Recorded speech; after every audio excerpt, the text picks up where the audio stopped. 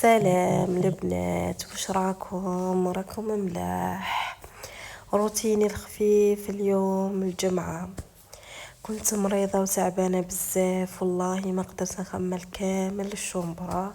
قلت نحاول نبدا غير بشوية، مع العلم راكم تشوفوا كيفاش راها دايرة على يومين. والله ما خملتها باسكو كنت فريش مع لاكريب راكم تعرفوا.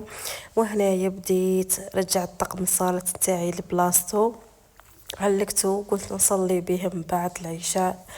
رتبت البيجامه تاعي طبقتها وحطيتها، جيت للفريش نفضته شويه من الغبره ورجعت هذاك الدبدوب لبلاصتو. كان كل مره وين نصيبو، درت الصلايه في مكانها، حطيت المصحف وعدلت هذاك الدبدوب. كل مره نصيبو هاك، مره نصيبو هكا. وشوفوا شكل الشومبرة النتيجه النهائيه.